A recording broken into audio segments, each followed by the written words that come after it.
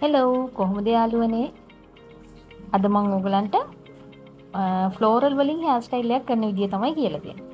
මුලින්ම අපි crown section එක ඒ ස්මුදුනින් ක්‍රවුන් සෙක්ෂන් එකකින් බෑක් කොම් එකක් කරගන්න ඕනේ. බෑක් කොම් එක කරගෙන ඉවර වෙලා ඊට පස්සේ බෑක් කොම් එක හොඳට ක්ලිප්ස් දාලා ටයිට් කරගන්න ඕනේ. මේ ආකාරයට ක්ලිප්ස් දාලා ටයිට් කරගත්තන් පස්සේ හෙයාර් ස්ප්‍රේ දාලා ඒක නීට් කරගන්න ඕනේ. ටේල් කොම්බ් එකේ හැමතිස්සම ටේල් එක පැත්තෙන් නීට් කරනකොට ගොඩක් අර දැති පැත්තට වඩා නීට් කරගන්න ලේසි. ඊට පස්සේ ෆ්‍රන්ට් වේරියේෂන් එක අපි හදා ගන්නවා. ෆ්‍රන්ට් වේරියේෂන් එකේදී අපි ඇත්තටම සිම්පල්ම විදියට ෆ්‍රන්ට් වේරියේෂන් එක මේ හෙයාර් ස්ටයිල් එකේදී කරන්නේ. ඒ වගේ මිඩල් පාර්ට් එකට කොණ්ඩේ බෙදලා ලස්සන්ට දෙපැත්තෙන් ෆ්ලීට්ස් වගේ අරගෙන අපි කලින් හදාගත්ත බෑක් කොම් එකටම තියලා හොඳට ක්ලිප් කරගන්නවා. මේ කොටසත් මේ වැඩි ලොකු බෑක් කොම් එකක් දෙන්න අවශ්‍ය නැහැ. ටයිට් ක්ලිප්ස් වලින් අපි පොඩි බෑක් කොම් එකක් දීලා ටයිට් ක්ලිප්ස් වලින් ක්ලිප්ස් කරගන්නවා. ඊට පස්සේ අපි පිටිපස්සට ෆ්ලෝරල් හැඩේ නම් අද කරන්නේ.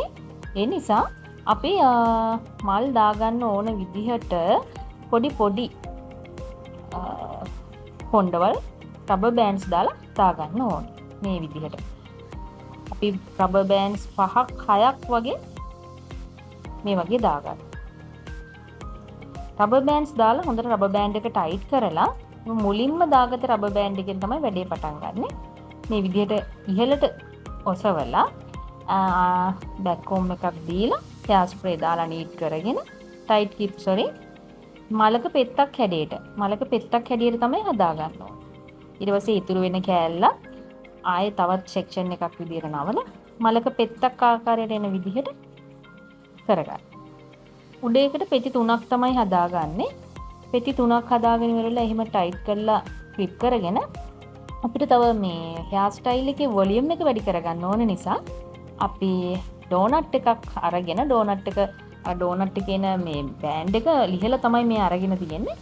අර ඔක්කොම දාගත්ත රබර් බෑන්ඩ්ස් වටේට ඩෝනට් එකේ අර ලිහාගත්ත ඩෝනට් එක මේ ඩෝනට් බන් එක රබර් බෑන්ඩ්ස් වටේ ඔතා ගන්න.